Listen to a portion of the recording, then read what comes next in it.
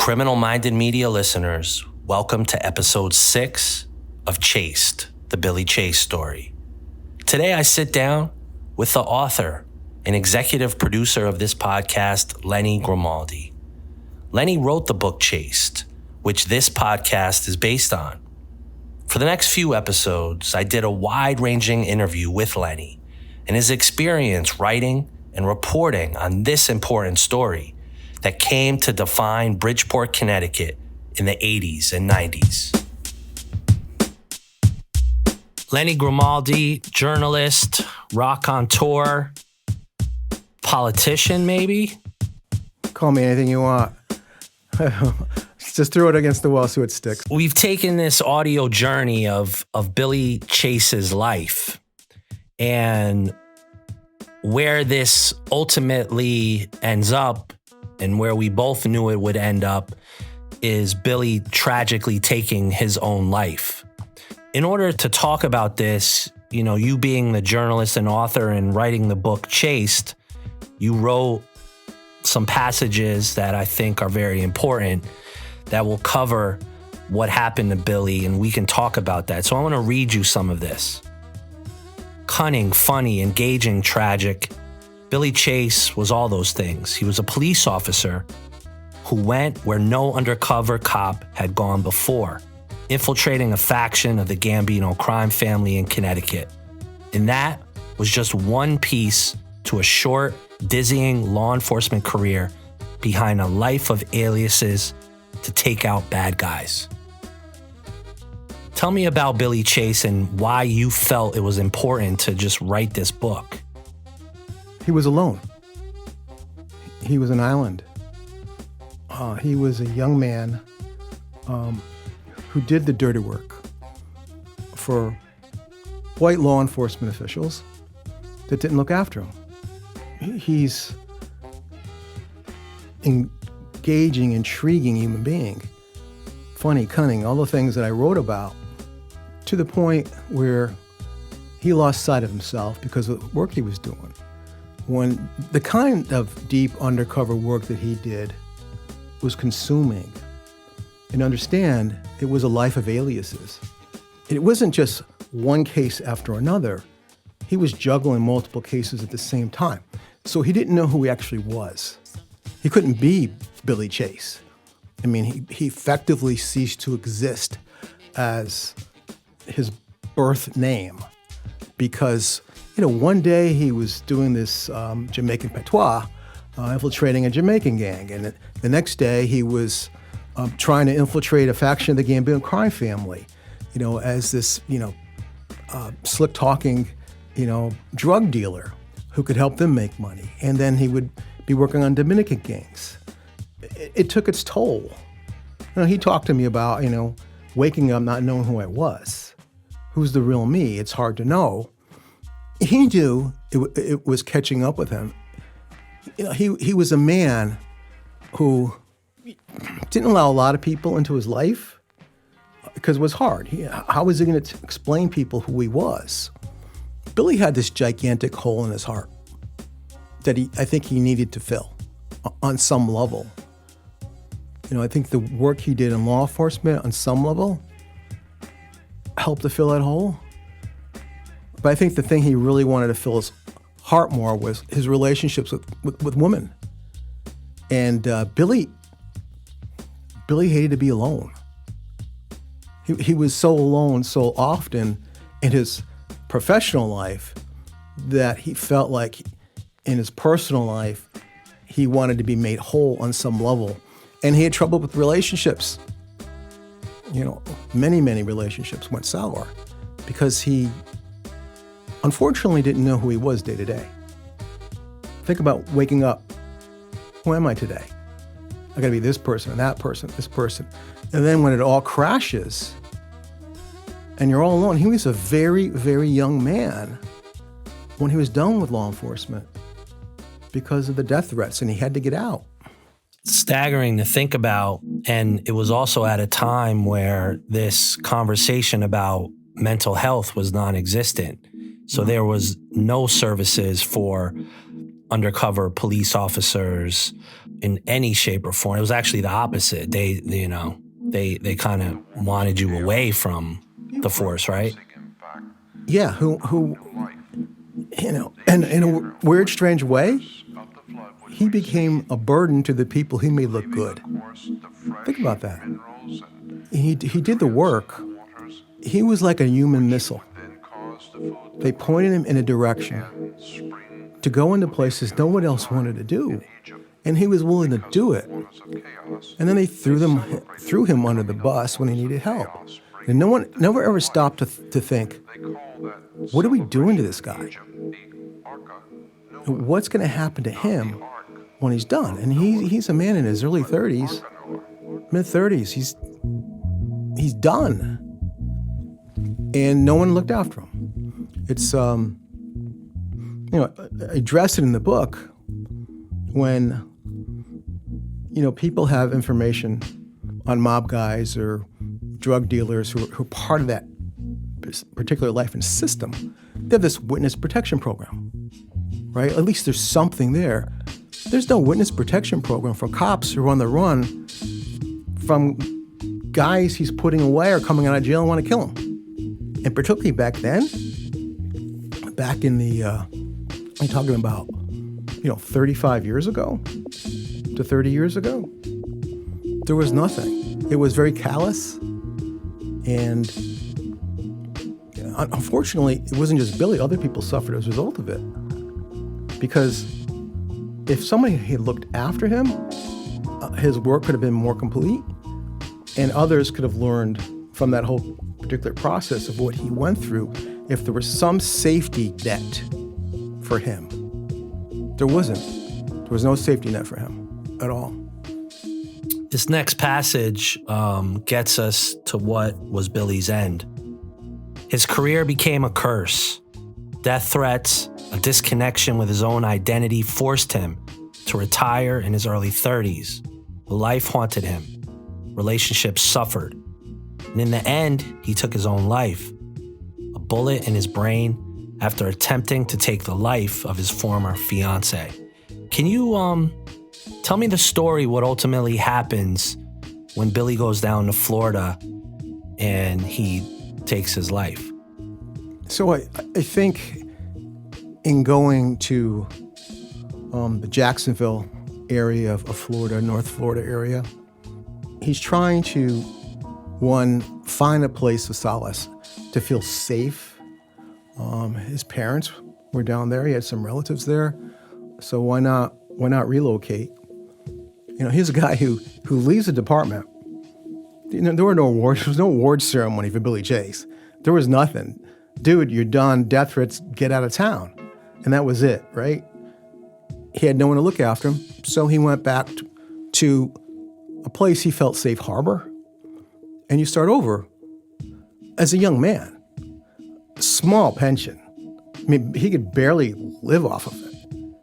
I mean, it wasn't much at all. Most people today couldn't live on the pension that Billy had, which was a small amount of money, maybe $15,000 or something. It was small. So he tried to re-engage and start his life on a personal level, but it's difficult. What am I going to do? I'm in law enforcement. To his credit, he managed to get himself through law school in Florida. He managed to do that. Working at a university, teaching law enforcement techniques and tactics and undercover work, and I think it fulfilled him. But the thing he really wanted most was a personal relationship that can make him feel whole. And he would go through relationship after relationship. Because Billy, when it came to relationships, Billy was a classic overthinker. Someone says this, he thinks that, right? And I used to say to him, Billy, please, think things over, don't overthink things. It's a different mindset, easy for me to say. And I was able to meet, some of the women in his life. And they're a beautiful career professional woman who loved him. I think the problem is Billy didn't love himself. And it wasn't his fault. He just didn't, because of all the stuff that he went through. If no one's looking after me, it's a burden psychologically. And I did all this work, and here I'm at, and I'm done, right? And he tried, believe me, he did try to reinvent himself. But, sometimes the demons, and people ask why they come back later. I'm no psychiatrist, but things that happen in your life, earlier life, they come back later. It just hits you. You don't even know why. So I think his failed relationships just reinforced all of his concerns about being abandoned. He's a guy who wanted to be loved and had a hard time accepting or dealing with any kind of dissension or conversation in a relationship. And oftentimes it would spiral out of control. And after several relationships, this particular one with Lynn Harriet was just awful. I got a phone call. It was late 2015, early 2016, about some issues he had with her. Had a quick conversation with him, not in real depth, where he said, well, it's not all my problem, it's not all my fault, and she's equally to blame. And I would say, look, the most important thing is getting yourself together, and moving on, whatever this thing is. Court order, he had to stay away from her. And then the next thing I know, not too long later, I get a phone call from, Ron Bailey, who's chronicled quite a bit in the book, who was one of his partners in the Bridgeport Police Department. And Ron was one of the guys who looked after him and loved Billy. Ron wasn't directing Billy. All the people who were directing Billy they walked away. And then Ron called me and said, Billy's in trouble. He shot his ex-fiancée, emptied a gun, 6 bullets into her.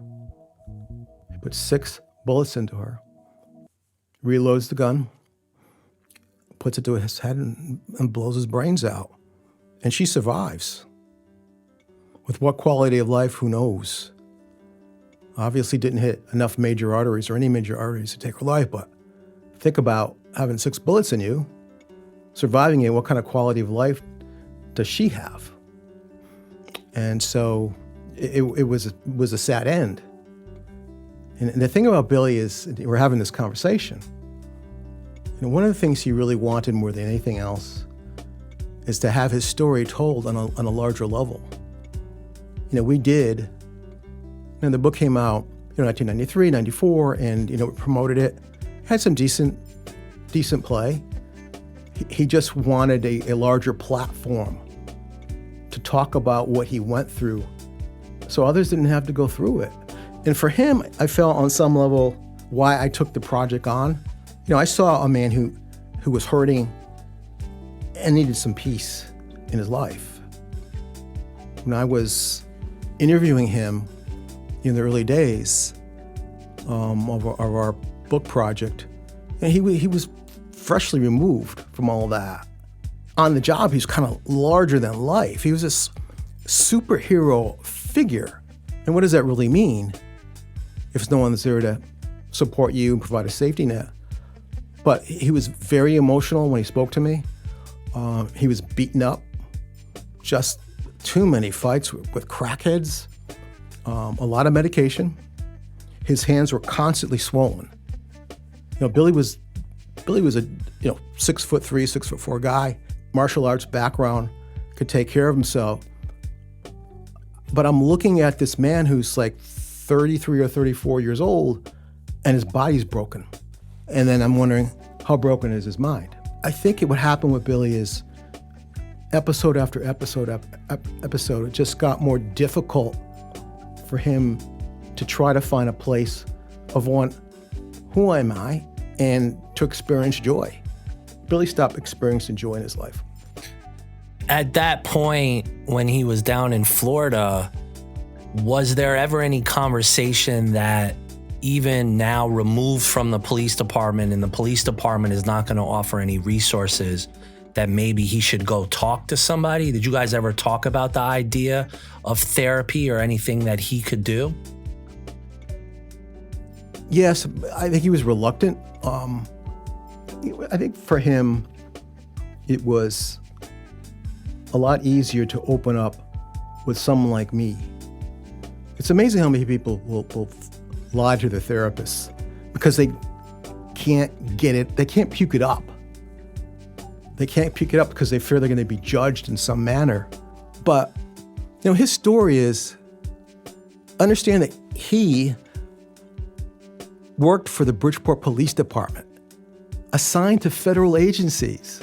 So the failure here, in the bigger picture, it's not the Bridgeport Police Department.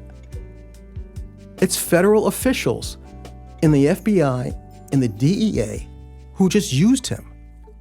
Billy wasn't just a guy who worked for the local police department and did undercover work. He was assigned on a special mission to the FBI and the DEA, working these kinds of cases.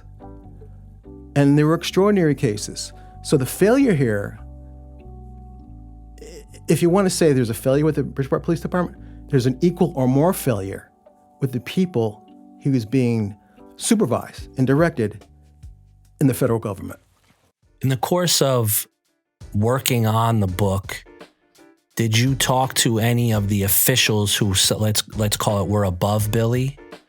And what did they have to say? Did you ever call anyone to task about this? Or as we do sometimes as young journalists, maybe we're just focused on one thing and that wasn't part of your sort of priority at that time? Well, it was absolutely, and we had those conversations, and most of them would say, who ultimately was really responsible for him? Because no one wanted to step up. He worked for the Bridgeport Police Department on assignment to federal and state law enforcement agencies, a variety of them.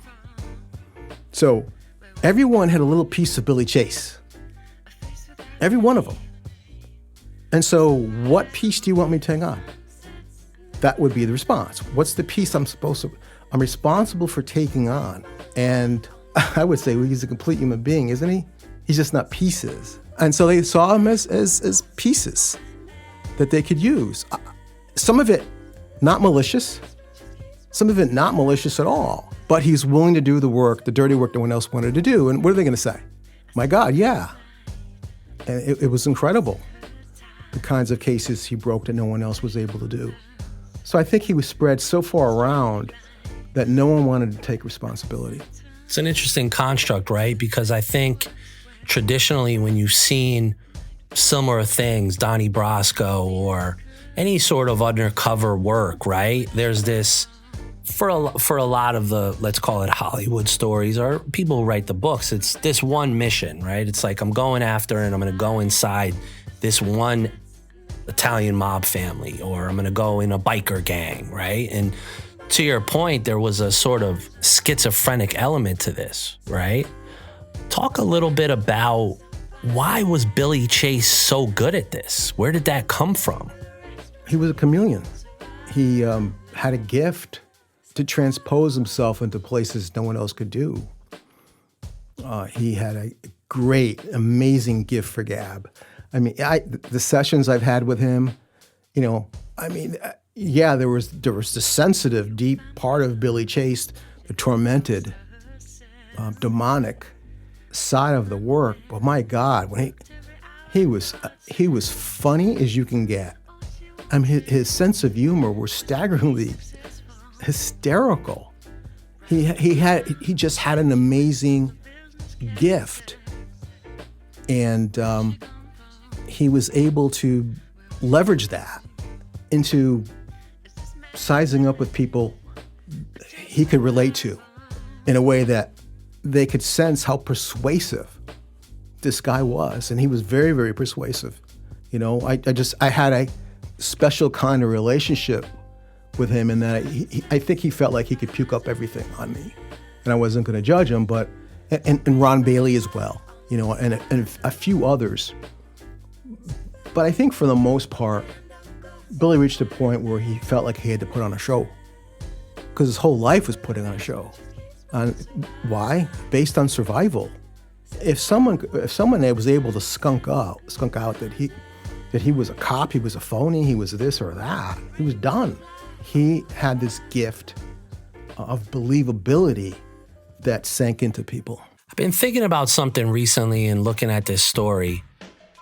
This is obviously a time before cell phones. But if you know Bridgeport, Connecticut, although it is a big city, it's considered a city, it's kind of a small place when you start to get down to the street level of it, right? And I want to ask you this particular question, and there's a nuance to it. How was he able to juggle all of this without anyone calling him out and being like, Billy, what the fuck? You're an undercover, like you work for the police department, one. Or was it the fact that at that time, there were so many dirty cops walking around everywhere that it didn't really matter. Maybe people thought, yeah, he's a cop, but this guy's a dirty cop, so I'll work with him. I think a combination of factors. He broke ground, and he was willing to break ground in those areas that other people didn't want to do. Were there times where, yeah, he was investigating guys that, he went to high school with or college with, and he was trying to be discerning about it, and he would be approached every now and then about, what are you doing and what's going on, and Billy just flipped the subject matter. He did that in his undercover work because of survival. He would just change the subject. Billy was really, really good at giving the answer he wanted to give no matter what question was asked. Why? Survival in his undercover work. He just had to, Billy had to stick and move all the time. Just, it's part of that believability to get to the next level of his investigations.